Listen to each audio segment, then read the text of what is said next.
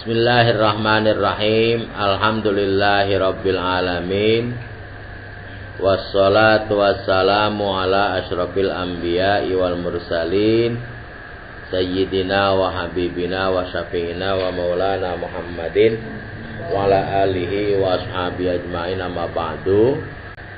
Qala al-imamul mu'allifu rahimahullahu ta'ala wa daman naf'a bihi wa bi'ulumihi wa bikum fid dharaini amin. Wa tilkan ni'amu ma qalahu Ibnu Umar radhiyallahu anhuma ma ubtulitu bi baliyatin illa kana lillahi ta'ala alayya fiha arba'uni amin. Itu yang dibilangnya nikmat-nikmat ini amun jamak ya, mufradnya nikmatun, jamaknya ni'am. Maqalahu Ibnu Umar, seperti yang diucapkannya oleh sahabat Ibnu Umar, namanya Abdullah bin Umar. Jadi Ibnu Umar namanya Abdullah bin Umar. Ma ubtulitu bi baliyatin, tiap kali aku diberikan bala dengan macam bala apa saja, illa kana lillahi ta'ala alayya fiha arba'uni amin.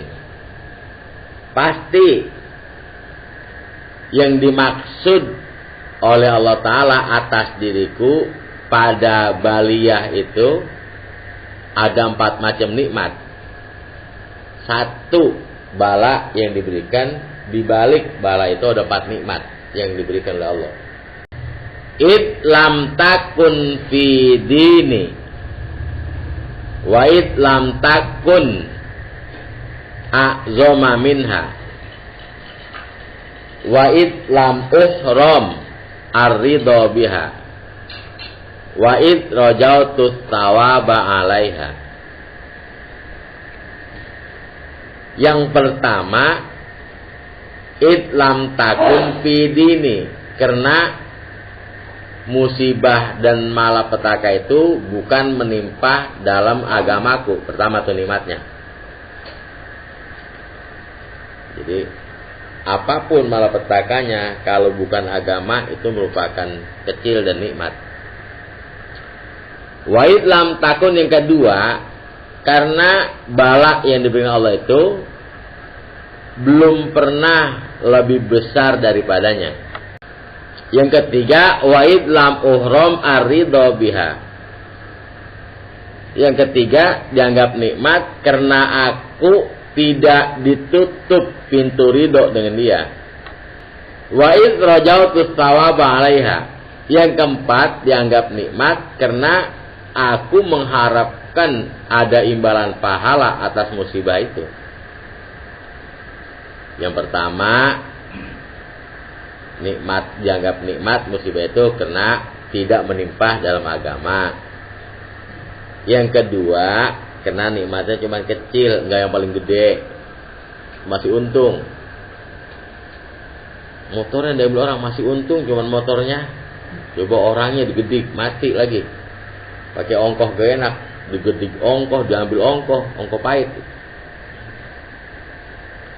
Yang ketiga, dianggap nikmat karena aku masih diberikan, oleh kata Ibnu Umar, diberikan ridho, mendapat malapetaka rela, enggak gelisah, enggak gegerawakan. Wa qad bila aidan min tilkan ni'ami anna tilka syiddata zailatun ghairu daimatin. Dan kadang-kadang, dan sungguh ya, bukan kadang-kadang, kalau bil madi mah sungguh dikatakan pula dari nikmat itu, artinya malapetaka itu nikmat, bahwa malapetaka yang sangat dahsyat itu lambat laun pun akan hilang. Ghairu daimatin, tidak selamanya. Untung biar bagaimanapun masih sembuh, Ya, selama itu masih untung.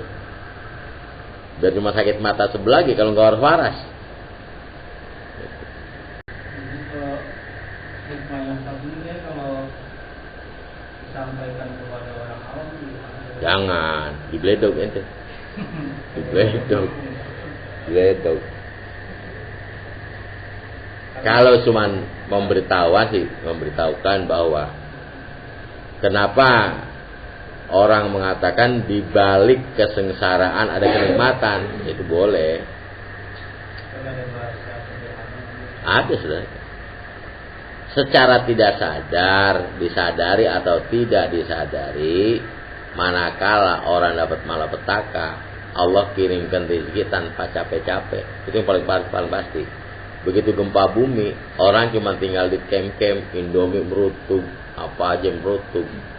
Gak payah kerja. Jangan duduk mangu-mangu aja udah ngomong anak di kamp. Udah aja bantuan, nasi bungkus nyalur, apa nyalur. Baliknya suruh istirahat. Udah lu jangan pakai capek-capek, diam aja. Jangan pengen pulang, udah diam itu. 5 tahun ke di pengungsian. Gitu. Lah iya, artinya kan udah kagak pakai bayar, apa-apa tinggal makan, gak capek. Udah kayak umat Nabi Musa kan di lembah Tik 40 tahun. Dia kalau tasawufnya orang awam minimal Kagak ada loh tasawuf orang awam gimana sih? Lu enggak aja. Jangan pengen nanyain pialanya orang yang kalah, apalagi kagak bakal dapat piala yang kalah lo. Lagi kagak aja nanya.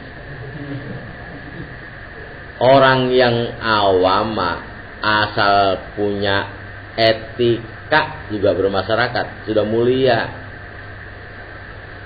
Dia bisa pakai ilmu tasawuf, etika aja. Kalau etika memang tinggi dah. Apa molar ya? Namanya molar gitu. Udah beres dia mah. Tasawuf itu loh harus sudah melewati iman yang kuat, melewati syariat yang kuat, baru masuk ke bab tasawuf. Lah kalau di syariatnya kagak punya, mau masuk ke tasawuf kagak bisa. Kita masuk ke rumah kalau tingkat 3 tanpa lewatin tingkat pertama, tingkat kedua. Lewat mana ente? Hah? Kalau emang dia nggak punya syariat dan keimanan yang mapan, mau tasawuf bukan tasawuf, ngeraup. Orang tasawuf kan merapikan tata cara ibadah. Jadi ibadah kalau baru dipilih kasar, dengan ilmu tasawuf jadi makin halus ibadahnya. Lah kalau emang kagak ada kain yang mau ditambel, nambel apaan? Lu buat apa tuh? Mau nambel apaan? Ini nggak ditambel. Jadi tasawuf itu kan udah diajarin. Jadi mengamalkan agama dengan yang paling afdol itu tasawuf namanya. Gimana mau afdol kalau goiril mah geduga malah bedolin? Itu aja belum beres. Kalau di belakang bukan ambil, cabut atau ambil. Kalau bedolin. Kalau orang yang begitu masuk Hah? Zindik. Orang yang tidak pakai syariat menjalankan itu bisa bicara aliran kepercayaan aja. Sama aja sama Hindu. Orang Hindu kan juga menjalankan itu. Tapi mereka tanpa dibekali dengan ilmu syariat agama yang mapan, akhirnya tibang ngikutin hati tanpa ada jalan. Penting ilmunya dong. Kita masuk kholwat, ilmunya ada. Gitu lah. Ya cuma sekedar itu kan. Tapi nanti kan umur selama dia hidup kan akan menghadapi segala macam dilema. Gak cukup dengan zikir. Kita hidup di dunia ini kan harus ada lima judul. Ada ubudiyah, muamalat, ada munakahat, ada jinayat. Di dalam menghadapi kehidupan di dunia, kalau hukum-hukum itu nggak tahu, kebanyakan jeblosnya Bang Iwan. Yang tahu aja kan nggak bisa lawan nafsu, apalagi nggak tahu pisan. Gitu. Maka kata Imam Sufi kita, fatoriqatu bila syariatin batilatun. torekot tanpa syariat batil. Gitu. Harus gabung antara torekot dan syariat. Banyak gampang kalau emang ada orang yang tasawuf tapi tanpa ngerti hukum agamanya, hukum-hukumnya, namanya dia brahmana. Dia brahmana. Jadi bukan wali, brahmana, Brahmen.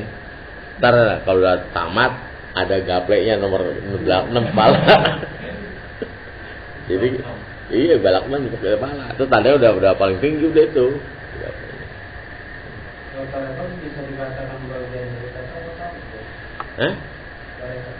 Kan kita punya ilmu 3, ilmu fikih, ilmu tauhid, ilmu tasawuf.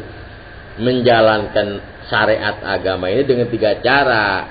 Ada yang dengan hati ya ilmunya namanya iman, ilmunya tauhid. Ada yang pakai gerakan badan itu ilmunya ya fikih. Supaya iman dan gerakan hati dan gerakan badan ini halus dan cakep yang afdol, maka dilambari dengan tasawuf, ihsan namanya. Itu ya agama kita, iman, Islam dan ihsan. Tuh, ma huwal Islam kan gitu. Jadi kembali ke situ, kam arkanuddin, kita dalam orang beragama rukunnya 3. Arkanuddini salah satun al-imanu wal islamu wal ihsan. Nah, iman itu ilmunya tauhid, Islam ilmunya fikih, kalau bahasa Mangkuman pekeh itu. Nah, ihsan ilmunya tasawuf. Kagak bisa sampai ke ihsan kalau belum lewat di iman dan Islam. Begitu. Allah juga menjelaskan yarfa'illahu alladhina amanu minkum, ditambah walladhina utul ilma. Ada iman dan ada ilmu baru naik martabatnya. Ada iman enggak ada ilmu maka dia jadi brahmana. Gitu. Aliran subutiyah namanya.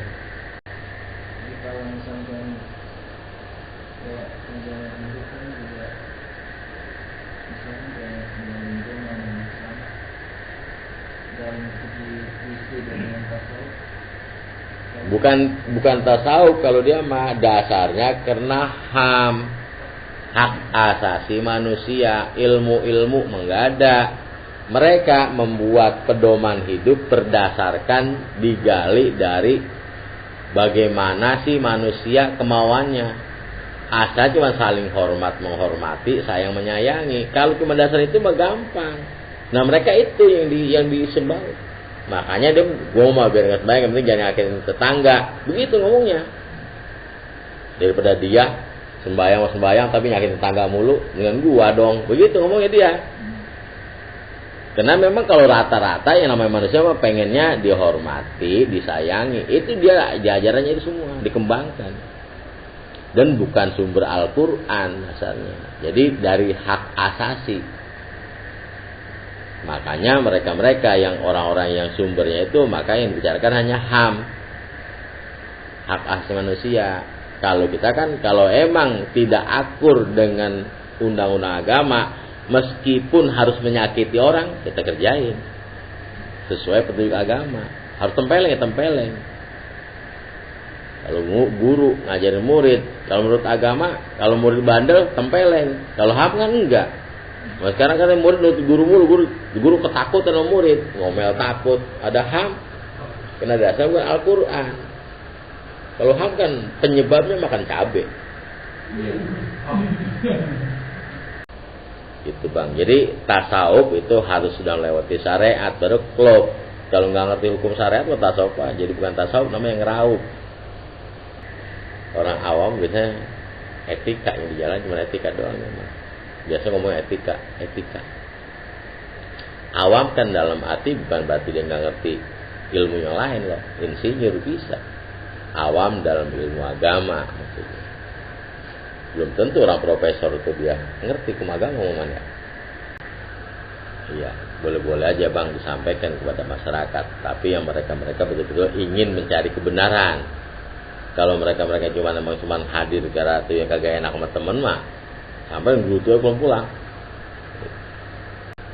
Wa innaha minallahi ta'ala duna ghairihi. Yang kedua, dianggap malapetaka itu nikmat karena datangnya dari Allah Ta'ala, bukan dari orang lain. Saking yang ngakiu sakit Allah, kalau Allah mau gebugin lu. Mang Didi pas lulus, bajunya coret-coret sama pacarnya, sampai habis hitam semua. Saking pacar, kalau bukan pacar. Itu.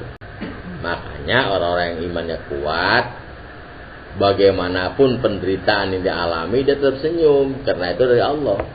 Nggak perlu protes, itu dari Allah. Nggak mau di mana nyarinya lo? Mana kantornya Allah?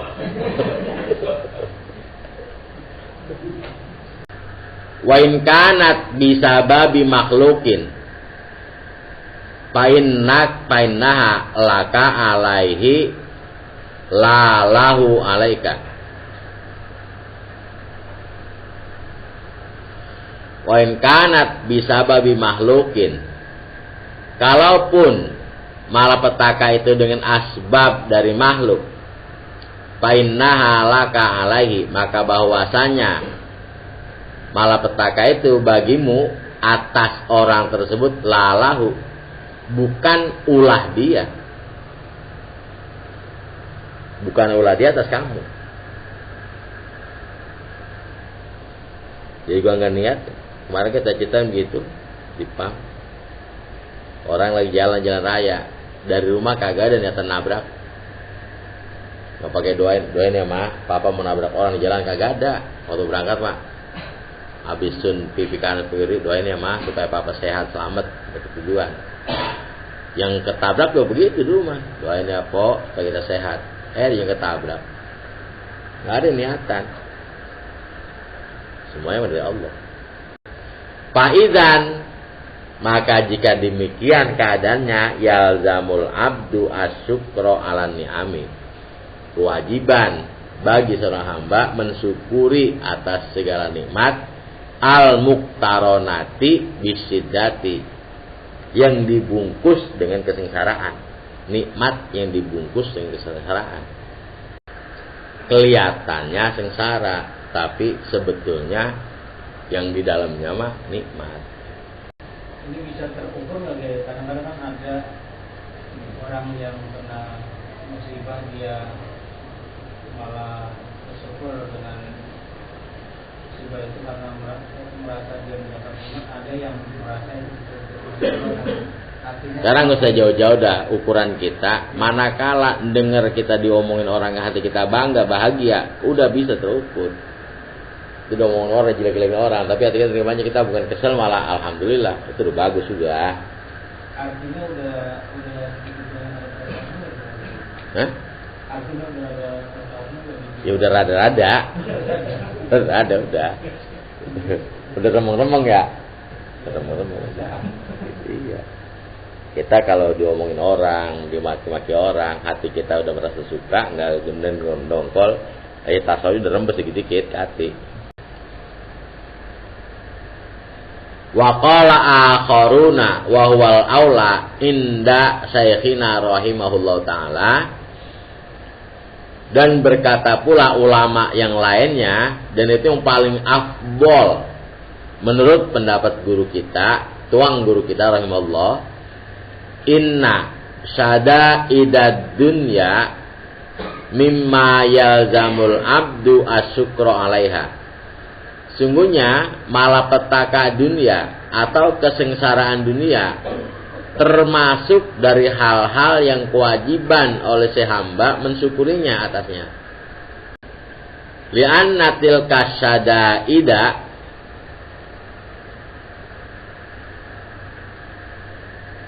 ni'amun bil haqiqati. Karena bahwasanya malapetaka itu, kesengsaraan itu merupakan nikmat hakikatnya mah. Bidalili annaha tu'ridul abda limana fi'a azimatin wa matubatin jazilatin wa awadin karimatin fil akibati yatalasa fi jambiha masaqqatu hadis ini. dengan dalil bahwasanya syadaid itu akan menghantarkan seorang hamba kepada beberapa manfaat yang sangat besar dan pahala yang sangat banyak dan imbalan yang sangat mulia fil akibati di alam akhirat nanti.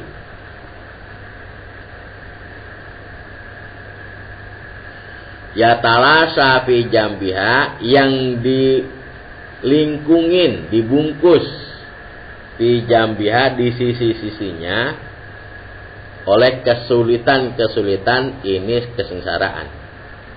Wa ayyatu nikmatin takunu akbaro min hadhihi. Coba dipikir, ada gak nikmat yang lebih gede dari ini? Gak ada. Hah? Ya makanya ngaji jadi tahu kan. Oh gitu ya. Gitu. Wa mitalu dzalika man yusqika dawaan karihan murron lidain sadidin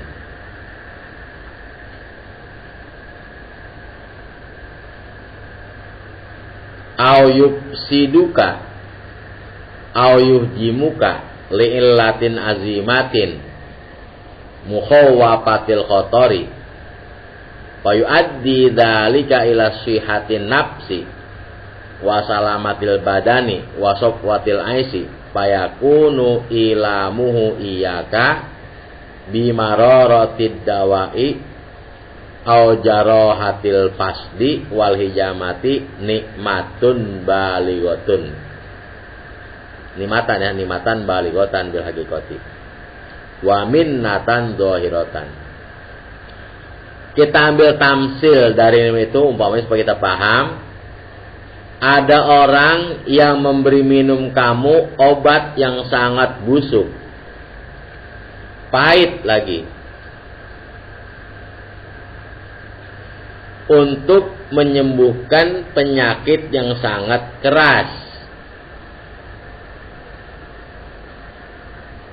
atau dia menguris kamu.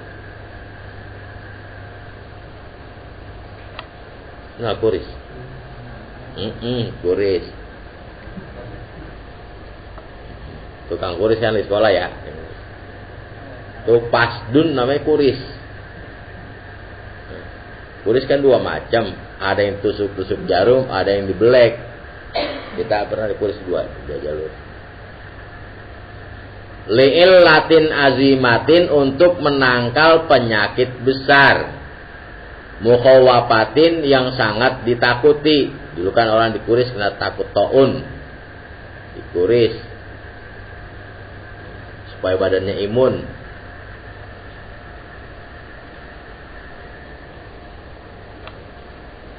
Fayuaddi dzalika ila sihatin nafsi, maka akibat dari dikuris itu menyebabkan kepada sehatnya diri dan selamatnya badan, serta menjadi tentram kehidupan. Maka jadilah penyakit yang diberikan kepada kamu, rasa sakit yang diberikan pada kamu dengan rasa pahit getirnya obat, atau luka gara-gara kuris dan hijamah dibekam, itu namanya nikmat yang sangat tinggi, nikmat sangat besar hakikatnya. Gitu bang. Ente disunatin dipotong ujungnya membayar ya, supaya enak. Kalau gak dikupas pisangnya lah selek. Dipotong keluar darah, bayar lagi. Kenapa? Karena untuk kemaslahatan masa depan. Gitu. Itu contoh. Jadi kalau Allah memberikan suatu yang menyakitkan rasa badan kita, pasti ada maksud tertentu. Begitu maksudnya. ayam supaya jadi jagoan. Jengger dipotong, dipelanin namanya. Nah dipelanin. Supaya kalau jengger kalau pendel gak kena, kalau lebaran udah pendel, mengentel-ngentel.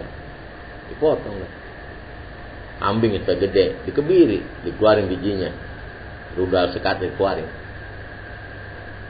Gitu. Bukan balik punya songong buat kambing di black bijinya. Gitu. Demi kemaslahatan ke depanin, kudunya bersyukur.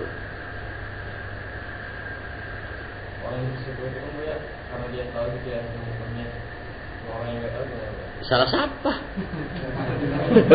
Salah siapa? Kata Nabi bilangin tolabul ilmi paridotun, nggak perlu kata tolabul ilmi. Salah siapa? Gitu. Makanya jangan ngaku bener dewek.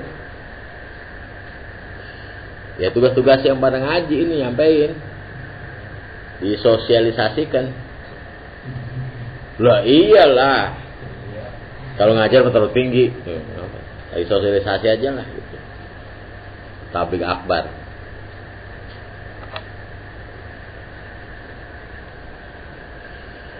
Waminatun zohir waminatan zohirotan, dan anugerah yang terang-terangan. Wa in kana fi suratihi makruhan yanfiru anhu tabu, sekalipun kelihatan zohirnya itu memang dibenci, membuat orang jadi beringas daripadanya. Watas tauhisu minhun nafsu, dan merasa resah daripadanya oleh nafsu. Wa anta tahmadu alladzi tawalla minka hada bal tuhsinu ilaihi bima amkanaka. Nyatanya kamu kok memuji-muji orang yang melakukan itu dari kamu, bahkan kamu berbuat baik kepadanya. Dipotong ngebayar.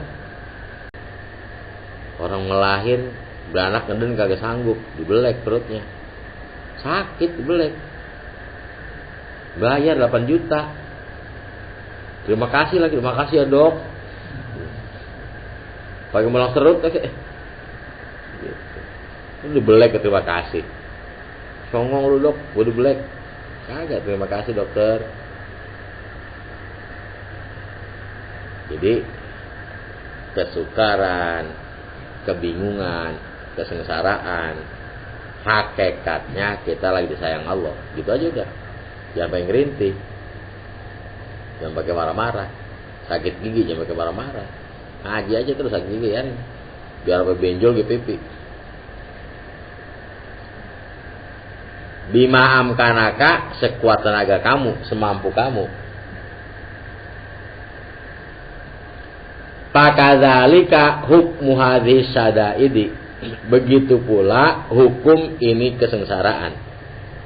Ama taro annan nabiyya sallallahu alaihi wasallam kaifa hamidallaha wa sakarahu ala sadaidi kasukrihi alal masari.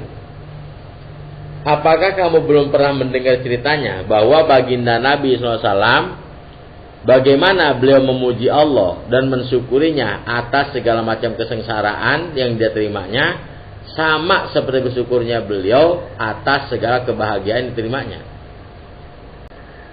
Haitsu qala alhamdulillahi ala ma sa'a wa sarra.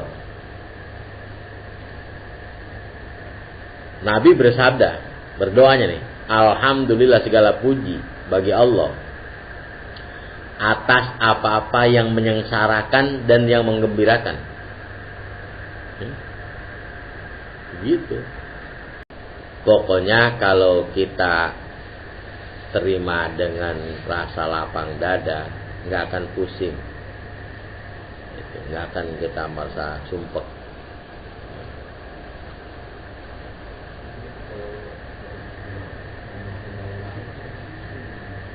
Itu kan menyadari bahwa kita milik Allah. Lah milik Allah mau diapain kek? Gitu udah sadar, bukan cuma ucapan doang. Innalillah, kita ini milik Allah. Jadi kalau milik Allah mau diapain kek, orang milik dia. Kayak singkong milik kita, kita mau cabut, kita babal cek singkong gua. Emang apa artinya itu? Innalillah. Ngingetin kan, kita ini milik Allah. Artinya kalau milik Allah kayak bebek, mau diceburin ke sawah, mau diokoyok, bebek gua. Lo kayak orang gila bebek diokoyok, bodo amat bebek gua, lu mau tau apa? Kita milik Allah, mau diapain, mau dijedodin, mau digeding, milik Allah. Kepunyaannya mutlak. Innalillah berarti kalimat tauhid tinggi itu kan? Lo bukan tinggi lagi, itu udah super.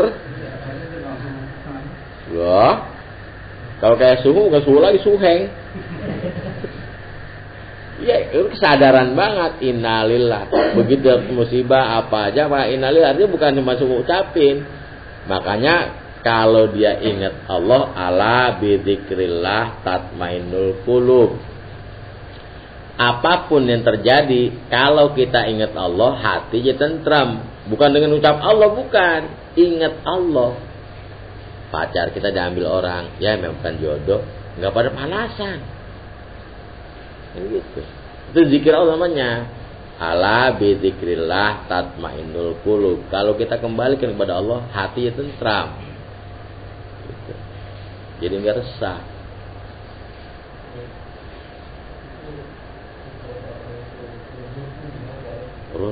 Apa sih kata dia? Tolong dong diperpanjang. Apa tuh berdiri? Coba diulang, jangan cepet-cepet ngomongnya, intonasinya. Hadirin yang terhormat, begitu kek? Coba. Oh iya. Jadi gini bang, atau kita di hati kita ada dua, ada nafsu, ada keimanan. Jadi kalau pengen supaya menghadapi segala permasalahan kita tidak terlalu terpengaruh, nerimanya pakai keimanan. Jangan pakai nafsu, makanya nafsu di belakangan, depan aja pikiran jalan, iman di jalan. Itu. Makanya itu innalillah tadi. Jadi supaya kita nih kalau dapat masalah ngadepin permasalahan, pikiran kumpul, pertama kudu ada bungkusannya. Kalau nggak dibungkus ya tetap ya ambrak-ambrakan. Bungkus saya iman. Oke, menghadapi permasalahan dia mah susah. Kalau kita masih banyak hayalan-hayalan, ya pikiran tetap aja bercabang-cabang. Itu. Makanya jangan banyak keinginan, jangan banyak pengenan, nggak bakal punya pikiran, nggak bercabang-cabang. Kita sengsara itu manakala keinginan kita tidak tercapai. Butuh ngopi manakala ingin. Butuh makan manakala ingin. Butuh pergi manakala ingin. Manakala semua keinginan kagak ada, kagak butuh apa-apa, dan kagak sengsara, titik. Maunya tidur, kalau pakai asbab. Yang membuat kita sengsara karena keinginan-keinginan tidak tercapai. Manakala kita tidak punya keinginan apa-apa, kagak ada yang sengsara. Itu. Makanya keinginan direm, jangan punya pengen apa-apa. Makan enggak pengen apa-apa. Ya gua ada lupa makan sehari enggak kemana makan, enggak pengen. Gitu. Tidur gak pengen, jangan tidur. Kagak pengen tidur juga lah, malah puyeng pala. Tapi kalau udah ngantuk sama tidur, bari duduk jadi, bari angkop jadi. Tapi kalau kita masih ngajak, udah ngantuk, udah masuk kamar, gulingan, begini aja. Itu kasut dah. Ngayal pantasnya ya. Begitu dah. Habis dah semua diunduh. Hah? Jangan wirid, ingat Allah. Wiridan itu warawiri kayak orang edan.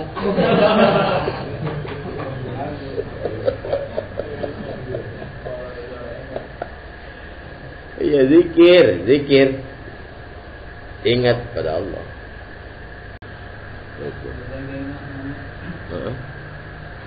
Dari segi ucapan itu dia kadang-kadang kan hanya diucapkan, orang mengatakan innalillahi, sedangkan hatinya tidak, itu terkena hukum apa ya? Malaikat Raqib bilang, lu basa-basi aja lu gitu. Terkena hukum dong. Iya, ini berbeda atau gimana? Ya itu makanya sekarang kan banyak yang aturan syariat agama menjadi tradisi, seperti salam. Orang udah bukan mengamalkan sunnah Rasul lagi. Assalamualaikum itu tradisi jadinya. Masuk orang assalamualaikum tradisi. Bukan dari hatinya niatnya ini kan sunnah Rasul. Nggak ada. Nah kalau nggak diniatkan sunnah Rasul nggak ada pahalanya. Assalamualaikum juga. Maka sekarang jadi kebanyakan yang syariat agama menjadi tradisi. Insya Allah tradisi. Astagfirullah tradisi. Bukan karena memang dari hati. Yakin. Ucapan seperti itu karena nggak diniatkan karena agama. Iya, jadi kan tradisi aja masuk orang assalamualaikum, memang tradisi. Harusnya kan melihatnya ini kan sunnah Rasul, jadi mengamalkan sunnah Rasul. Assalamualaikum jadi bermakna. Kaifa yaqulu jalla jalaluhu wa asa an takrahu syai'an wa yaj'alallahu fihi khairan katsira. Allah berfirman, bisa jadi kamu membenci akan sesuatu, padahal Allah menjadikan pada sesuatu yang kamu benci itu ada kebaikan yang sangat banyak.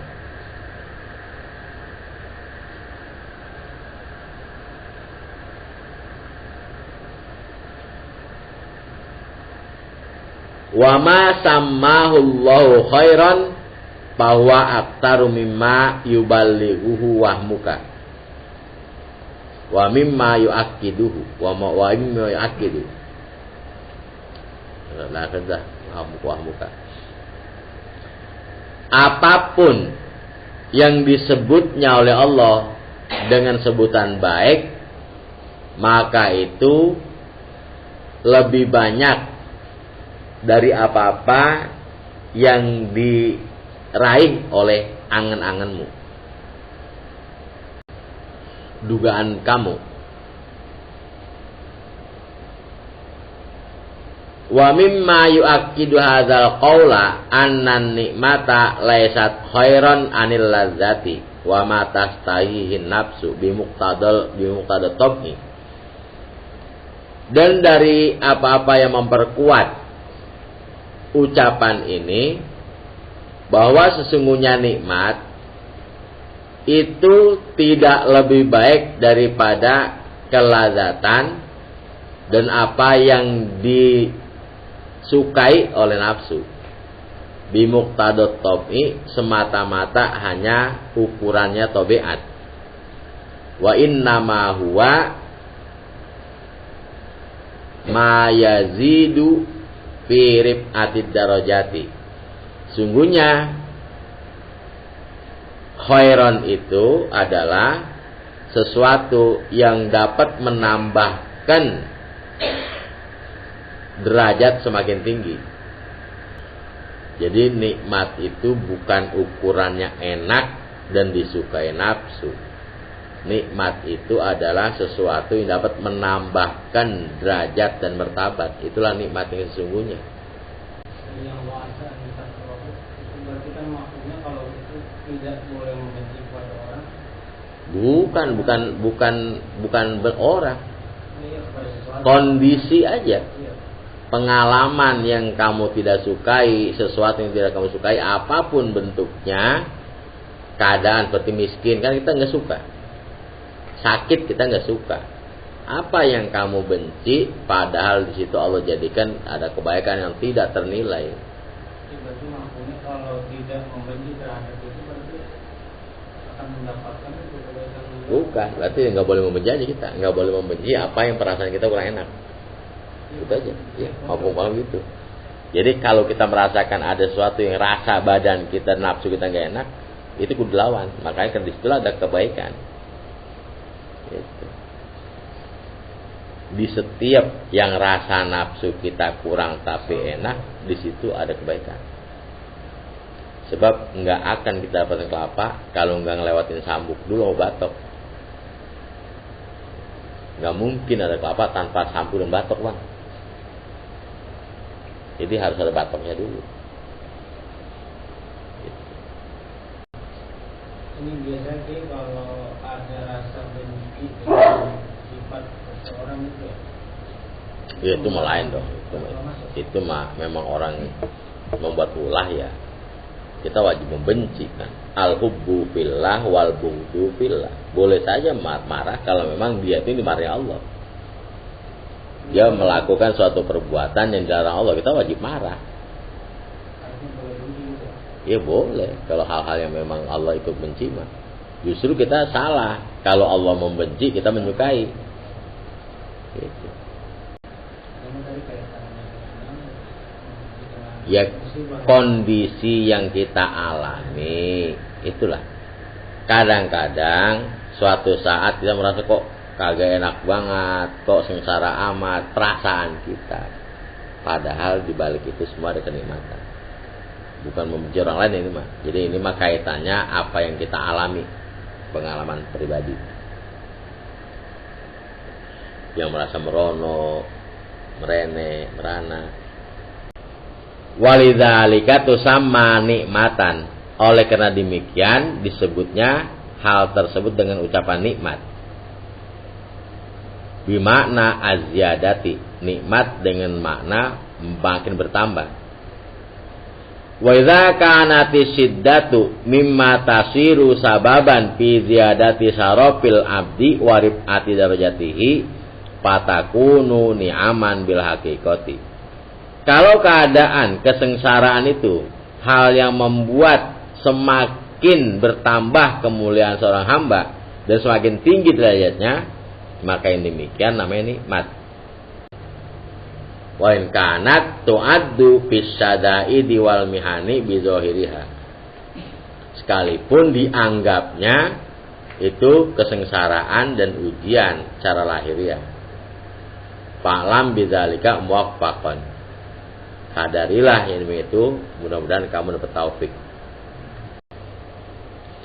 Jadi apapun yang makin yang dapat menambahkan sesuatu pada orang namanya nikmat. Nambah pangkatnya, nambah derajatnya, nambah mulianya nikmat. Meskipun hartanya makin habis.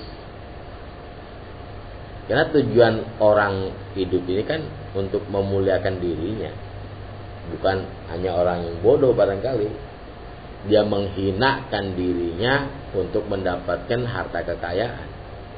Padahal harta kekayaan semestinya dijadikan untuk menambahkan kemuliaan dirinya.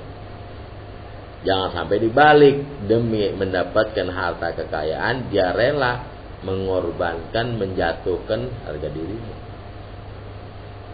Harusnya harta kekayaan itulah menjadi tangga untuk dia naik ke orang mulia. Harusnya begitu, Bang. Tanya, Bang, gimana aja lagi? Jadi intinya kenikmatan maupun musibah itu tidak mengurangi ketaatan dia kepada Allah. Ya intinya begitu. Kalau dia orang yang imannya kuat, baik dia lagi dalam keadaan bahagia maupun sengsara, tugas kewajibannya tidak akan berkurang. Gitu. Orang yang imannya kuat. Kan kita melain kalau lagi sakit, jadi malas sholat. Kalau sehat malah lupa tuh. Sakit malas, sehat lagi miskin, sholat malas. Pas kaya kelupaan.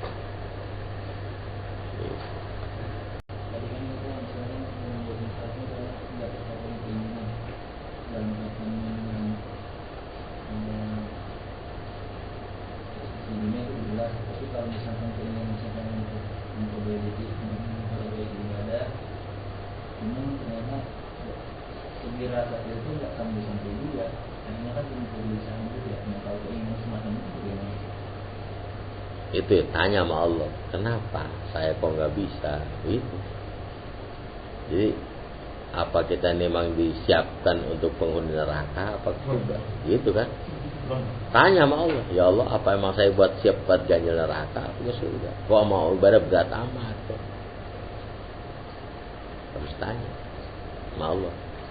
Kalau itu mah, kalau kita ingin mencapai kebahagiaan, tapi kan ada ukurannya. Apa karena ada niatan lain terselubung?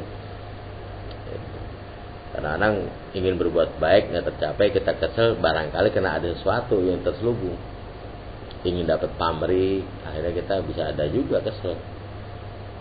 Nggak kasih khutbah Jumat. Kalau emang semata-mata Allah dapat ya syukur, kagak juga nggak kesel. Tapi kalau ada pamrih lain, itu yang jadi kesel. Sialan, tugas gua digantiin. Lepas dah 200.000. Iya sialan itu lepasnya itu, lepas dah. Gitu. Kalau memang orang yang mata-mata kenal Allah nggak ada. Kalau ada niatan lain, umpama kita pengen mencapai sesuatu, kita zikir, kata guru ini jangan sampai kosong nih 40 hari. Kalau ada niatan lain bisa jadi kecewa. Tapi kalau nggak ada niatan apa-apa, jarang kecewa. Gitu.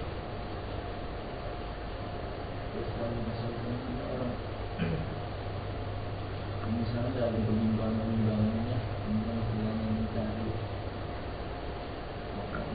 ketenangan itu dalam arti ya diibaratkan seperti mencari Tuhan semakin mulia.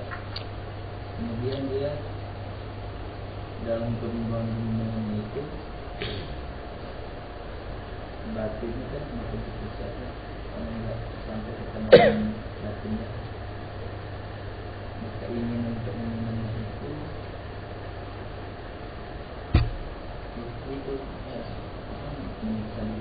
ya itu karena keterbatasan ilmu pengetahuan. Makanya mau pengen jadi orang baik, ilmunya ada. Nggak ada orang yang punya ilmu banyak mencari Tuhan. Kebenaran nggak perlu dicari.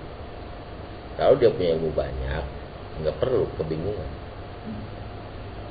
Jadi karena dia kekurangan ilmu pengetahuan, ada istilah mencari Tuhan, mencari ketenangan.